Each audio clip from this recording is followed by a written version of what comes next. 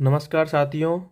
देखते हैं आज के नए क्वेश्चंस जो महत्वपूर्ण हैं और S TET, C TET, UP TET काफ़ी सारे एग्ज़ाम्स के लिए ये बहुत ही मोस्ट इम्पोर्टेंट क्वेश्चंस कह सकते हैं। और ये प्रीवियस ईयर्स में आए हुए क्वेश्चंस जो करा रहा हूँ मैं, जितने भी क्वेश्चंस। तो शुरू करते हैं। बाल विकास एवं शिक्षा तकनीक, तो यही है ये साइकोलॉजी जो भी है, सीडीपी। तो शुरू करते हैं पहला क्वेश्चन आज का। तो फर्स्ट क्वेश्चन है, एक बच्चे की वृद्धि और विकास के अध्ययन की सर्वाधिक अच्छी विधि कौन सी है? तो सर्वाधिक अच्छी विधि हम कहेंगे मनोविश्लेषण विधि, तुलनात्मक विधि, विकासीय विधि या सांख्यिकीय विधि। तो इसका सही आंसर होगा विकासीय विधि। ठीक है, एक बच्चे की वृद्धि और विकास के अध्ययन की सर्वाधिक अच्छी विधि कौन सी होती है? विकासीय विधि। ठीक है, इस तरीके से ये आराम से हम सॉल्व कर पाएंगे। ठीक है, नेक्स्ट क्वेश्चन है, सामाजिकरण वह प्रक्रिया है जिसे बच्चे व वयस्क सीखते हैं परिवार से। सामाजिकरण कहाँ से सीखते हैं ये बताना है, विद्यालय से, श्रेष्ठ जनों से या सभी से। तो भाई सामाजिकरण तो बच्चा देखो परिवार से भी सीखेगा, सबसे पहले परिवार से ही सीखता है। ठीक है, विद्यालय से भी सीखेगा, श्रेष्ठ जनों से भी सीखेगा जो बड़े हैं, और फिर किससे? ये सभी से ही सीखेगा, विद्यालय में इन तीनों से ही सीखेगा। ठीक है, बच्चे के विकास के सिरस्थ सिद्धांत, ये इंपॉर्टेंट पॉइंट है भाई। यहाँ से के अनुसार निम्न में से कौन सा कथन सत्य है? विकास सिर से पैर की ओर होता है, विकास पैर से सिर की ओर होता है, विकास मध्य भाग से परिधि की ओर होता है, या उपरोक्त में से कोई नहीं। तो भाई पॉइंट याद रख लेना, सिरस्थ सिद्धांत बच्चे के विकास का ये क्या होता है? बच्चे का जो विकास होता है वो सिर से पैर की ओर होता है। तो याद रखना भाई, ये क्वेश्चन आता है बच्चे का विकास सिर से पैर की ओर होता है, और इसमें हम कंफ्यूज हो जाते हैं कि हम ये सोच जाते हैं कि भाई पैर से सिर की ओर तो नहीं होता, तो ये भी हमारे मन में आ जाता है। लेकिन बच्चे का जो विकास होता है वो सिर से पैर की ओर होता है। पहले उसका सिर विकसित होता है धीरे धीरे, फिर उसके हाथ पैर जो भी है वो बाद में इस तरीके से विकसित होता जाता है। शरीर नीचे नीचे का पार्ट, पहले सिर बड़ा होता है। ठीक है, तो देखते हैं, बाल विकास के सिरस्थ सिद्धांत के अनुसार यह कथन सत्य है कि बच्चे का विकास सिर से पैर की ओर होता है। ध्यान रखना, सिरस्थ सिद्धांत ये कहता है कि बच्चे का विकास होता है जो सिर से पैर की ओर होता है। सिरस्थ सिद्धांत ये कहता है, इसको याद रखना है। सिरस्थ सिद्धांत क्या कहता है? बच्चे का विकास सिर से पैर की तरफ होता है। ठीक है, नेक्स्ट है, मानव जाति में वे कौन से वैयक्तिक निर्धारक तत्व होते हैं जो मानव जाति की विविधता को बताते हैं? मानव जाति की विविधता को बताते हैं, तो वो कौन से होते हैं? आनुवांशिकता व पर्यावरण की अंतःक्रिया। ठीक है, नेक्स्ट क्वेश्चन क्या कहता है? संक्षिप्त रूप PSRN जो कि विकास से संबंधित है, व्याख्या करता है। ये क्या होता है? Solving, reasoning and numeracy. Problem पूरा देखेंगे, problem solving, reasoning and numeracy, ये ध्यान रखना। समस्या हल, तार्किकता और आंकिक क्षमता। ठीक है, PSRN, problem solving, reasoning and numeracy, इस तरीके से। ठीक है, ये इसका सही आंसर ये रहेगा। फिर नेक्स्ट क्या कहता है? विगोत्स्की ने बाल विकास के बारे में क्या कहा है? तो विगोत्स्की ने ये कहा है कि सामाजिक अंतःक्रियाओं का उत्पाद होता है। ठीक है, तो विगोत्स्की के बारे में सामाजिक अंतःक्रियाओं का इसने बताया है। और इसके बारे में एक महत्वपूर्ण पॉइंट ये भी देख लेते हैं कि इसने कई सारी चीज़ें बताई हैं। पहले तो इसने सामाजिक अंतःक्रिया का सिद्धांत दिया है। ठीक है, सामाजिक विकास का सिद्धांत दिया है इसने, सोशियो कल्चरल थ्योरी। ये सामाजिक अंतःक्रिया का सिद्धांत भी इसे कह सकते हैं, ये इसने दिया है वाइगोत्स्की ने। ठीक है, दूसरा इसने ZPD के बारे में बताया था। ZPD, zone of proximal development. और एक इसने बताया था स्कैफोल्डिंग। ठीक है, फोल्डिंग, इस तरीके से। ये इसने 2-3 चीज़ें इसमें बताई थी जो इसके सिद्धांत हैं। पहला इसने बताया, विगोत्स्की ने क्या दिया था? सामाजिक अंतःक्रिया का सिद्धांत, या कह सकते हैं सोशियो कल्चरल थ्योरी, ये दिया था। फिर इसने जेडपीडी के बारे में बताया था और स्कैफोल्डिंग। ठीक है, मैं ये सारी चीज़ें तुम्हें अभी बताऊंगा बाद में, इसके क्वेश्चंस कराने के बाद मैं तुम्हें बताऊंगा ये। ठीक है, नेक्स्ट है, गार्डनर ने 7 अभियोग्यताओं का अधिमान निर्धारित किया, इनमें से कौन सा नहीं है? तो ये हमें याद करनी पड़ेंगी, गार्डनर ने कौन कौन सी 7 अभियोग्यताएं दी हैं, और भाई पता तो कौन सा नहीं है तभी पता चल पाएगा। ठीक है ना, तो इनमें से कौन सी नहीं है? ये भावनात्मक अभियोग्यता, ये नहीं है। फिर नेक्स्ट क्वेश्चन हमारा कहता है, अभियोग्यता के संबंध में सही कथन क्या है? अभियोग्यता के संबंध में, समायोजन करने की क्षमता का नाम अभियोग्यता है, सीखने की क्षमता का नाम अभियोग्यता है, संक्षिप्त तार्किकता एब्स्ट्रैक्ट रीजनिंग की क्षमता का नाम अभियोग्यता है। तो ये सारे ऑप्शंस इसमें ठीक रहेंगे। तो हम बात कर रहे थे आगे, नेक्स्ट का क्वेश्चन है, घटनाओं और वस्तुओं के बारे में एक बच्चा तार्किक रूप से सोच सकता है, तार्किक रूप से सोच सकता है घटनाओं और वस्तुओं के बारे में। तो ये कहाँ बताया है, क्या है ये प्याजे ने बताया है अपने, प्याजे ने 4 चरण दिए, 4 स्टेजेस दी हैं। ठीक है, जिनमें से ये मूर्त संक्रियात्मक अवस्था जो होती है, कंक्रीट ऑपरेशनल स्टेज जो होती है, इसमें बच्चा तार्किक रूप से चिंतन शुरू कर देता है, तार्किक सोच उसकी शुरू हो जाती है। तो इस तरीके से हम कह सकते हैं। ठीक है, फिर बढ़ते हैं नेक्स्ट क्वेश्चन की तरफ। नेक्स्ट क्वेश्चन क्या कहता है हमारा, सहयोगात्मक रणनीति की किस श्रेणी में महिलाएं निम्न से संबंधित नहीं होती हैं? स्वीकार्यता, प्रतिरोध, क्रांति, अनुकूलन। तो महिलाएं क्या क्रांति की प्रवृत्ति नहीं रखती हैं, तो ये इसका ऑप्शन सही रहेगा। नेक्स्ट, वैयक्तिक विभिन्नता के मिलन के संबंध में एक अध्यापक की भूमिका होनी चाहिए। तो ये हमारा होगा, व्यक्ति के दृष्टिकोण, अभिरुचि और योग्यता को जानने का प्रयास, व्यक्ति आधारित पाठ्यक्रमों को उनकी आवश्यकता के अनुसार जानने की कोशिश, तो उपयुक्त दोनों होना चाहिए। फिर नेक्स्ट है हमारा, एक बच्चे की मानसिक आयु 5 वर्ष, वास्तविक आयु 4 वर्ष, उस बच्चे का IQ। तो मैंने तुम्हें फॉर्मूला ये बताया हुआ है, कई बार क्वेश्चन आया है, जो ये फॉर्मूला दिया है टर्मन ने दिया है, और मानसिक आयु के जो प्रत्यय दिया है वो किसने दिया था? विनय ने दिया था। ठीक है, ये टर्मन ने दिया है फॉर्मूला, जो भी दिया है ये। तो कैसे निकालते हैं? मानसिक आयु बटे वास्तविक आयु, या वास्तविक आयु को शारीरिक आयु भी कहते हैं। ठीक है, गुना 100 होता है। देखो मानसिक आयु कितनी है? 5 है, और ये शारीरिक आयु या वास्तविक आयु 4 है। मल्टीप्लाई में 100 कर देंगे, कितने बार कट गया? 25 बार, और 25 से इसको मल्टीप्लाई करेंगे, कितना आ गया? 125। तो उसका IQ कितना आना चाहिए? 125 होना चाहिए। नेक्स्ट क्वेश्चन हमारा, विद्यालयी क्षेत्र में रचनात्मक निर्धारकों को जानने के लिए इनमें से कौन सा उपागम नहीं है? वार्तालाप कौशल, परियोजना कार्य, बहुविकल्पी प्रश्न। तो ये होना चाहिए। ठीक है, विद्यालयी क्षेत्र में रचनात्मक निर्धारकों को जानने के, रचनात्मक उनके जानने हैं, तो वार्तालाप कौशल होना चाहिए, परियोजना कार्य भी होना चाहिए, मौखिक प्रश्न भी होने चाहिए, तीनों उपागम। ठीक है, ये होने चाहिए, आवश्यकता होती है। लेकिन बहुविकल्पी प्रश्नों से हम उसके रचनात्मकता को नहीं जान सकते, क्योंकि भाई बहुविकल्पी चार ऑप्शंस होते हैं, उसमें उसने आंसर पे टिक लगा दिया, तो हमें उसकी क्रिएटिविटी या रचनात्मकता का हमें कहाँ से पता चला कि बच्चे में क्या क्वालिटी है? क्योंकि वो तो एक ऑप्शन पे टिक मार दिया, हो गया क्वेश्चन। नेक्स्ट है, आपकी कक्षा में कुछ छात्र अति मेधावी हैं, आप उन्हें किस तरह पढ़ाएंगे? तो भाई सीधी सी बात है, कक्षा के साथ, उच्च कक्षा के साथ, जब चाहें, जब वे चाहें। तो इस तरीके से ये तो नेगेटिव वे में जा रहे हैं सारे।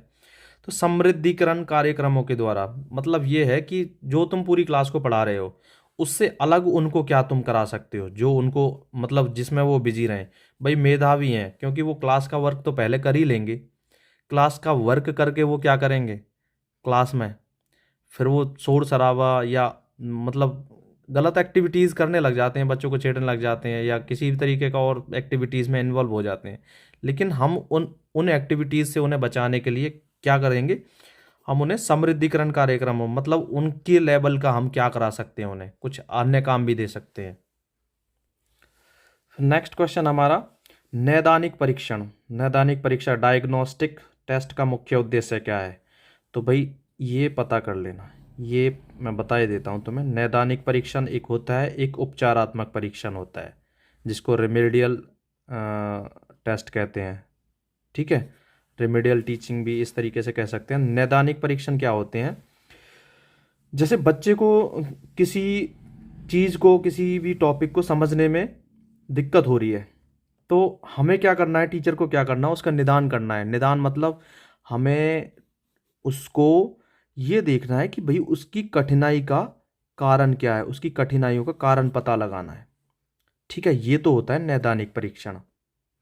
उसकी कठिनाइयाँ क्या, कठिनाइयाँ शैक्षिक कठिनाइयों के कारणों का पता लगाना कि भाई किस तरीके की कठिनाई आ रही है जिस वजह से बच्चा सीख नहीं पा रहा है। और उपचारात्मक होता है कि उन कठिनाइयों को देखते हुए, ठीक है, फिर उपचारात्मक में ये होगा कि भाई निदान में तो हमने कठिनाइयों का पता लगा लिया, अब उपचार क्या करना है कि हम उनके तरीके ढूंढेंगे कि भाई इन कठिनाइयों को हम किस तरीके से मतलब सॉल्व कर सकते हैं, किस तरीके से बच्चा मतलब सीखने के लिए तैयार रहे। तो ये है कि उन समस्याओं का निवारण करना, ठीक है, उन समस्याओं को ख़त्म करना किसी भी तरीके से, कोई एक्टिविटीज़ कुछ भी, मतलब ऐसी चीज़ें हम अपनाएंगे। फिर है नेक्स्ट क्वेश्चन हमारा, विशेष शिक्षा संबंधित है। विशेष शिक्षा होती है मेधावी छात्र स्वतः ही अपनी शैक्षिक गतिविधियों में कुशल होते हैं। विशेष शिक्षा कम योग्य छात्रों के लिए शैक्षिक कार्यक्रमों के लिए उपलब्ध कराई जाती है। विशेष शिक्षा जो कम इंटेलिजेंट बच्चे होते हैं, कम योग्य छात्र जो होते हैं, उनके लिए कराई जाती है। मेधावी तो अपने आप ही कर लेते हैं। फिर नेक्स्ट क्वेश्चन हमारा कहता है CCE कंटिन्यूअस कॉम्प्रिहेंसिव इवोल्यूशन, ठीक है, आजकल यही चल रहा था। औपचारिक और योग्यात्मक निर्धारण का कुल मूल्य होता है। तो ये CC में औपचारिक जो होता है वो 40% होता है और जो योग्यात्मक होता है वो 60% होता है। इस तरीके से याद रखना। फिर नेक्स्ट क्वेश्चन हमारा क्या कहता है, शिक्षा में विकास को लेकर फ्रोवेल का क्या मतलब योगदान है? तो फ्रोवेल का मुख्य योगदान शैक्षिक विकास हेतु बालवाड़ी संस्थाओं या किंडरगार्टन की संकल्पना उसने दी है। इस तरीके से कर सकते हैं, ठीक है। नेक्स्ट है निम्न इनमें से कौन सा अनुच्छेद यह कहता है कि धर्म और भाषा के आधार पर आधारित अल्पसंख्यक अपने अनुसार शिक्षा संस्थानों को स्थापित कर सकते हैं? धर्म और भाषा के आधार पर आधारित अल्पसंख्यक अपने अनुसार शिक्षा संस्थानों की स्थापना कर सकते हैं। ये 30(1) कहता है, संविधान का अनुसार अनुच्छेद 30(1) कहता है, ठीक है। नेक्स्ट क्वेश्चन हमारा कहता है यदि एक बच्चा 16 को 61 लिखता है और 6 और D के मध्य अंतर नहीं कर पाता है, 6 और D के बीच में अंतर नहीं कर पा रहा है, तो वो क्या है, सीखने में अक्षम है, ठीक है। इससे स्पष्ट होता है कि बच्चा सीखने में अक्षम है। तो इसका मतलब है सीखने में इन चीज़ों को, देखो मैंने 100 को वॉज पढ़ता है इस तरीके से, तो उसको पढ़ने में कठिनाई है, तो ये क्या है, पठन विकार है ना। और ये पठन विकार क्या होता है, डिसलेक्सिया होता है। पठन विकार क्या होता है, डिसलेक्सिया। और डिसग्राफिया होता है लिखने संबंधी जो समस्या होती है, कठिनाई होती है। और डिसकैलकुलिया होता है जो गणितीय गणनाएं, संख्याओं को समझने में, गणना करने में, मल्टीप्लाई जैसे भी, इनको भी करने में कठिनाई होती है, वो डिसकैलकुलिया होता है। नेक्स्ट, आप एक कक्षा में शिक्षक के तौर पर छात्रों को प्रेरित करते हैं, तो किस तरीके से कर सकते हैं? निर्देश निर्धारित कर, श्याम पट्ट का प्रयोग कर, दृष्टांत उदाहरण द्वारा, या छात्रों की सक्रिय भागीदारी द्वारा। तो ये सारे ऑप्शन सी पॉजिटिव वे में जा रहे हैं, ठीक है। नेक्स्ट क्वेश्चन हमारा कहता है सीखने के वे कौन से कारक हैं जो सीखने को प्रभावित करते हैं? तो देख लेते हैं। शिक्षार्थी का शारीरिक मानसिक स्वास्थ्य, ये तो होता ही है। प्रेरणा और उपलब्धि का अभिप्रेरण, तो ये भी होता है। उत्सुकता, उत्सुकता नहीं होगी तो बच्चा कहाँ सीखने के लिए तैयार रहता है। और इच्छा शक्ति, बच्चे की इच्छा शक्ति नहीं है ना सीखने की, तो तुम चाहे कितनी भी कोशिश कर लो, बच्चा सीखेगा नहीं, ठीक है। बढ़ते हैं नेक्स्ट। संज्ञानात्मक विकास का अर्थ है अभियोग्यता का विकास, बच्चे का विकास, शारीरिक कौशल का विकास, व्यक्तिगत विकास। तो ये होता है अभियोग्यता का विकास। नेक्स्ट है रचनात्मक लेख का नियोजन होना चाहिए, तो इसका सही ऑप्शन ये होगा केवल उन छात्रों के लिए जो कक्षा स्तर पर पढ़ते हैं, केवल उन छात्रों के लिए जो लंबे वाक्यों को लिख सकते हैं, केवल उन छात्रों के लिए समाचार पत्र लिखना चाहते हैं, समाचार पत्र के लिए लिखना चाहते हैं। ये सारे ही ऑप्शन सही होंगे। एक मेधावी छात्र अध्ययन में बेहतर उपलब्धि हासिल नहीं कर पा रहा है, तो भाई एक मेधावी मतलब होशियार बच्चा है, उपलब्धि हासिल नहीं कर पा रहा, मतलब रिजल्ट्स बेटर नहीं मिल पा रहे हैं, तो इसका मतलब है कि टीचर को उसके लिए क्या करना चाहिए, कौन सी गतिविधि अपनानी चाहिए? उसके बेहतर प्रदर्शन की प्रतिज्ञा तो भाई नहीं कर सकते, क्या प्रतिज्ञा करेंगे? उसे परीक्षा में कुपांक देना, ये भी नहीं हो सकता। उसके अभिभावक से कहना कि वह स्कूल स्कूल से निकाल देने के लिए नहीं कह सकते। उसकी कम उपलब्धि का कारण पता करेंगे। मैंने बताया था निदान, निदान करना। पहले उसके कारणों को जानेंगे, फिर उन कारणों पर काम करेंगे कि भाई कठिनाइयाँ क्या क्या आई थी और क्यों आई थी, फिर उनको रिमूव करने की कोशिश करेंगे, वो उपचार होता है। वे कौन से भाग हैं जो एक बच्चे को कक्षा में रुचि लेने से रोकते हैं? रुचि लेने से तो भाई ये संस्कृति और प्रशिक्षण संबंधी भाग बच्चे को कक्षा में रुचि लेने से, संस्कृति है हो गई और एक प्रशिक्षण ट्रेनिंग। नेक्स्ट क्वेश्चन कहता है शब्द आइडेंटिकल एलिमेंट्स, समान तत्व, निम्न में से गहन संबंध रखता है।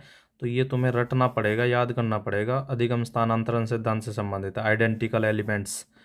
इस सिद्धांत का प्रतिपादन थायरनडाइक और वुडवर्थ ने किया और इसका सही ऑप्शन अधिगम स्थानांतरण से रिलेटेड है। ठीक है, आइडेंटिकल एलिमेंट्स।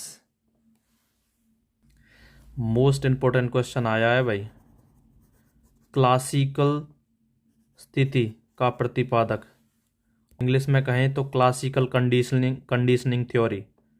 क्लासिकल स्थिति सिद्धांत इस तरीके से कहेंगे और इंग्लिश में कहेंगे तो क्लासिकल कंडीशनिंग थ्योरी। ठीक है, इसका प्रतिपादक कौन है? तो इसका प्रतिपादक है पावलोव। ठीक है, पावलोव। तो इसको देखो कनेक्ट कैसे करेंगे, माइंड से फिसल जाता है।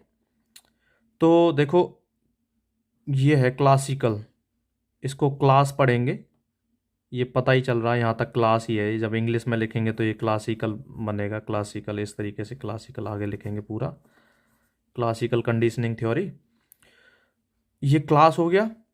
और क्लास में क्या होता है, बच्चों को भाई लव आपस में हो ही जाता है, कॉलेज हो। ठीक है, इस तरीके से कनेक्ट कर सकते हैं क्लास से लव को, लव लव है वैसे, इस तरीके से जो भी होगा कनेक्ट करना है हमें। क्या करना है, बस पहचान करनी है पेपर में। और भाई पहचान नहीं करोगे ना तो कन्फ्यूज़न हो जाएगा, क्योंकि कई सारे क्वेश्चंस इसके जैसे और भी हैं सिद्धांत, तो इनमें कन्फ्यूज़न हो जाएगा। तो क्लास से, क्लासिकल से क्लास को कनेक्ट करो और ये लव से लव को, इस तरीके से। नेक्स्ट क्वेश्चन हमारा कहता है यह कहा जाता है कि शिक्षक को संसाधन संपन्न होना चाहिए, इसका अर्थ क्या है? उसे पर्याप्त ज्ञान होना चाहिए ताकि छात्रों की समस्याओं को हल कर सके। ये सही है, इसका ऑप्शन होगा आंसर। नेक्स्ट क्वेश्चन हमारा क्या कहता है, इनमें से कौन सा प्रयोजन प्राथमिक प्रयोजन कहलाता है? प्राथमिक प्रयोजन होता है शारीरिक प्रयोजन, शारीरिक प्रयोजन ही प्राथमिक प्रयोजन कहलाता है। बस रट लेना, इसे याद कर लेना ऐसे ही। तो यहाँ पर मैं तुम्हें जो लास्ट में बता के लिए मैंने तुम्हें बोला था, तो देखो एक तो ZPD हमें देखना है, एक देखना है स्कैफोल्डिंग। ठीक है, ये दोनों पॉइंट जो वाइगोत्स्की ने दिए हैं, वाइगोत्स्की के द्वारा दिए गए हैं, ये इम्पोर्टेंट है। ठीक है, वाइगोत्स्की ने क्या दिया है इनके बारे में, ZPD zone of proximal development होता है। ठीक है, जोन ऑफ प्रॉक्सिमल डेवलपमेंट। और जोन ऑफ प्रॉक्सिमल डेवलपमेंट क्या होता है, मान लीजिए ये कार्य क्षेत्र है बच्चे का जिसमें वो खुद चीज़ों को कर सकता है, करता है जो चीज़ें उसे आती हैं। ठीक है, एक क्षेत्र होता है ये इसका दायरा आगे, और लास्ट वन इज ये होता है। तो देखो किस तरीके से समझेंगे, ये जो ये क्षेत्र है उसका, ये चीज़ उसे आती है। मान लो वो साइकिल चलाना चाहता है बच्चा, ठीक है, तो साइकिल को वो पकड़ के तो खड़ा हो सकता है, लेकिन चला तो अपने आप नहीं पाएगा, शुरुआत में कहाँ से चला पाएगा। तो फिर क्या होता है, नेक्स्ट जो ये वाला एरिया तो वो खुद अपनी हेल्प से ही, मतलब खुद ही कर सकता है। इस एरिया में उसे क्या होता है, थोड़ी हेल्प की ज़रूरत होती है। ठीक है, उसे थोड़ी हेल्प की ज़रूरत पड़ती है। मान लो वो साइकिल चलाना चाह रहा है, तो उसके पेरेंट्स साइकिल को पकड़ के, मतलब उसमें थोड़ा धक्का लगवा के पकड़ के थोड़ा थोड़ा धीरे धीरे चलवाते हैं, तभी तो वो सीखता है धीरे धीरे।